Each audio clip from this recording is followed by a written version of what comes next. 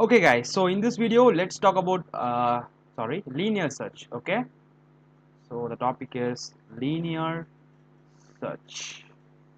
Okay, so it's very easy actually. So let us take an example to understand this algorithm, right?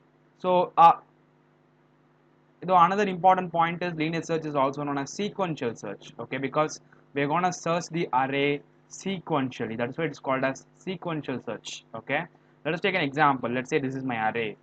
Alright, so I have elements say 1, 2, 3, 4, 5 and 6. So I have 6 elements, okay, and the corresponding positions are 0, 1, 2, 3, 4 and 5.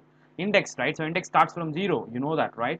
Alright, so let's say I am searching for an element, I am searching for an oh my god, let's wait.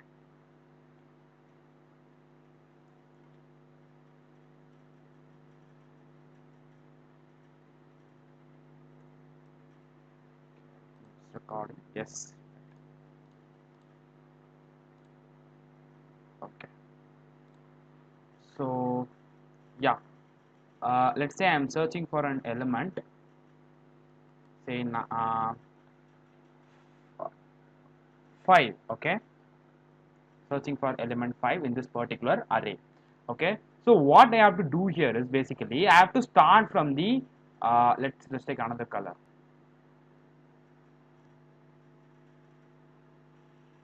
Okay, so I have to start from the very first element in the array. Say very first element is 1, right? I have to compare whether my this element equals to 1. It is not true, right? So I have to move my cursor to the next particular element. So now I have to compare my whether my element equals to the next element. It is not true. Okay, so that's it. Okay, it is not true. So I have to traverse to the next element. So I have to compare whether that is my searching element. So that is not true, right? So this is not true, and I just comparing the other element, and that is also not true. So if I reach that particular element where I'm searching for, then I'll say 5 equals to 5. That is true, right? So the idea here is search until the element is found. That's it. Very simple. Search until the element is found. Element is found. All right. Okay, so always start from the first element, move towards the last, start from the first element, move towards the last, and search for your element, right? And one more important point I wish to insist here is you have to use for loops, of course, because you are traversing through the arrays, right? So you have to use for loop. Only one for loop I'm going to use, right? Only one for loop. I think you would have guessed the pseudo code. So the code is very simple. That it goes like this. I'm starting from the first element. Okay, so I'm starting from the very first element, which is the 0th element, and I am moving through the array. Now while I'm moving, so inside this for loop I can write code, right? So it's very simple. Okay, just a minute, hold on. Okay, right, I just have to compare, right? I just have to make comparison using if statement. I'll say if a of I, let's say a is my array. So if a of I is equal to the element I'm searching for, okay, if it is true, then what I'm going to do is I'm going to print, okay, I'm going to printf element found, okay, element found, and I'm going to break the loop. That's it. Okay, because I don't want to uh, you know uh, I don't want my loop to run again because I have already found the element, right? So I just have to break the loop. That's it. Okay, it's very simple algorithm. So you just have to search, and if the element is found, just break the loop. That's it. It's a very simple one. That's all about linear search. And since you have only one for loop, the time complexity is O of n. Okay, the time complexity is big O of n. So the worst case time complexity, the worst case time complexity is big O of n, whereas the best case would be big O of 1. Why? Because let's say I'm this is my array and I am searching for element 1. Okay, that's the best case. Okay, you must know where the best case will come. The best case will come if you are searching for the very first element, right? Let's say my first element is 10. If I am searching for 10, then the best case would come, because there is no need for me to traverse the loop, right? All right, so I can stop the very well stop the loop here itself. The element I'm searching for is the very first element of the array. Then I just have to execute it only one time. All right, I can directly get the element, right? There is no need for me to traverse through the array. So the best case time complexity goes like this: O of 1, big O of 1, and worst case time complexity is big O of n, and n denotes the size of the array. Okay, size of the array. So maybe if the array is big, then it would take a very long time to locate the particular element, right? So that's how it goes. Thanks a lot. Hey guys, welcome back. So in this video, let's write our C code to implement the linear search algorithm. So in the previous video, we have seen how the linear search algorithm works, right? So if you have not seen that video, please go back and watch that video, because that video is something much more important to understand this particular video. All right. So yes, let's implement that using our C program, right? So we are going to implement linear search, right? And yeah, let's write our program. Okay, so first of all, we have to declare the array, right? So let me declare the array. So I'll say int arr, and I'll give the size. Let me give a random size, it doesn't matter. Okay, and I have to declare one more variable, guys, and that is the element which I want to search in the array. Let's say I want to search 15 in the array. Okay, my array contains a list of elements where I want to where I want to search 15. Okay, if that is the case, then I have to store 15 in some variable, right? And that variable is nothing but search. Okay, the search variable is the element. I mean, search variable will store the element which you want to search in the array, right? So search, and I think I just have to have one more counter variable, that is I, to iterate in a for loop, and I'll need one more variable, say um, n, which is now nothing but the number of elements that we're gonna get in the array, right? So first of all, let me get the size of the array, right? Okay, the problem is very simple, guys. You just have to get the array first. Okay, get the array elements from the user, and you have to get that one particular element which you want to search in the array, and you have to tell whether that element is present in the array or not. The problem is very simple. First you have to let me write like this. First you have to get the array. Okay, you know that, right? You have to get the array, and sorry, and oh my god, that has some issues, I hope. Okay, so I'll explain that.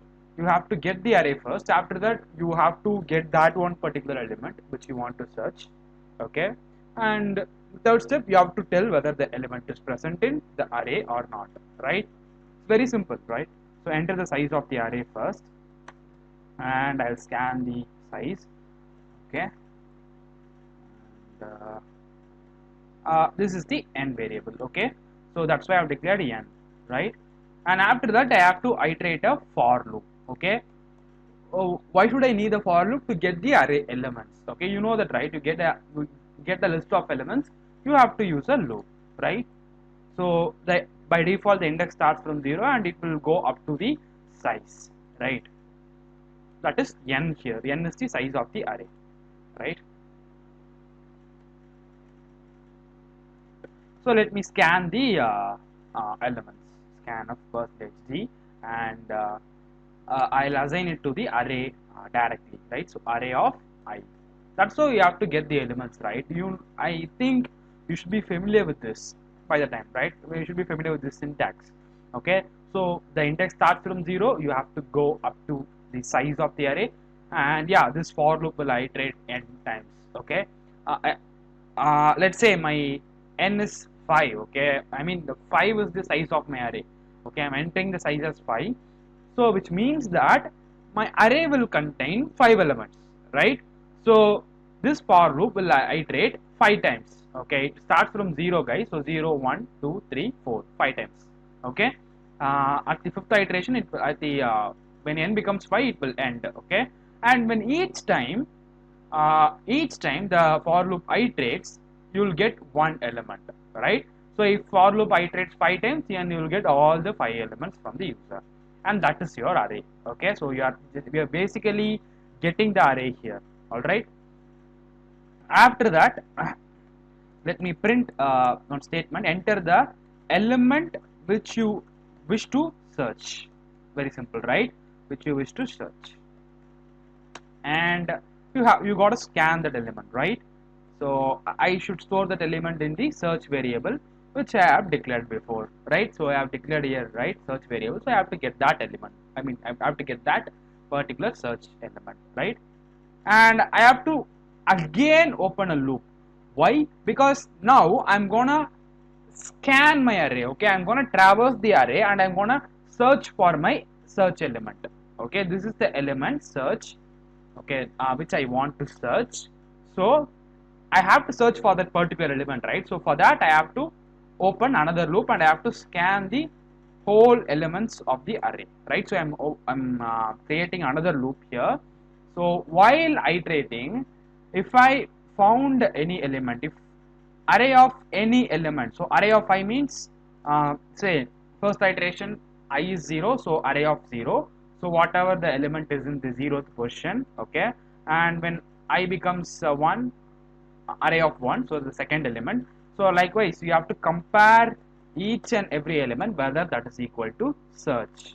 Okay, the idea here is search through the element, I mean search through the array one by one. If you have say my array contains 1, 2, 3, 4, 5, okay, 5 elements, and I'm searching for 3. So make comparison with 1, make comparison with 2, make comparison with 3. Yeah, the search is found. So stop the loop here. So you have to stop the loop at that particular position. Once you got the element, you have to stop the loop, right? So for that, you have to write that in the condition. So first printf, the element is found at, the element is found at some position, right? The I denotes the position. Okay, I denotes the position. Say this is 0th element, first element, and second element. Okay, second element, right? So the element is found at percentage the position, or else I'll say like this. This will go grammatically correct, right? So the element is found at position number 2, or whatever it is. So you have to say I plus 1 here. Why plus 1? Because the array index starts from 0, guys. Okay, say the index of the first element, that is 1, is 0, right? So if you want to say position, this is the first position, right? Array index is 0, of course. Array index of the first element is 0, but this is the first position, right? The I will give you only the index, but you have to tell the position, right? You have to tell the position, not the index. So you have to say 1 I plus 1, which means, say I'm looking for the I'm looking for 3.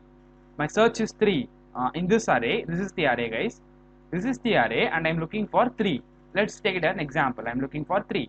Then I should print that 3 is found at position 3, right? First position, second position, and third position. 3 is found at position 3, right? But 3 as an index 2, because index 0, index 1, and index 2. 3 as an index 2. So the position is index plus 1. Since the index starts from 0, the position here is index plus 1. That's it. Okay, because position starts from 1. You have to start from first position. You have to say first position, not 0th position, right? Yeah, that's the idea. I hope you have understood that here, right? And I have to break the loop. Why? Because once my element is found, there is no need for me to search again, right? There is, say I'm looking for element 3, then my element is found at this position itself. Then I just have to print, and I have to stop my process here, right? There is no need for me to look 4 and 5, right? So I'm breaking the statement there. I'm using an if condition and breaking that here, okay? Breaking the loop there, okay? So my loop will end once the element is found, and that's it. That's all about linear search. Easy peasy, right? So yes, what if the element is not present in the array? Okay, then you have to go for one more condition. If I equals to n, okay. If the element is not found, then the loop will run fully. Do you agree with that? Let's say if I'm searching for 2, then the loop will end here itself. If I'm searching for 4, then the loop will end here itself. But if the element is not found, let's say I'm searching for 6, then the loop will end only at the last element, right? Loop will run fully, right? And that is my idea here. And what is the value of I at the last element? Okay, say at the last element the value of I becomes n, then only the loop will stop, right? The loop will stop at the last element if the element is not found. If the element is not found, the loop will stop at the last element only. The loop will have a full complete iteration.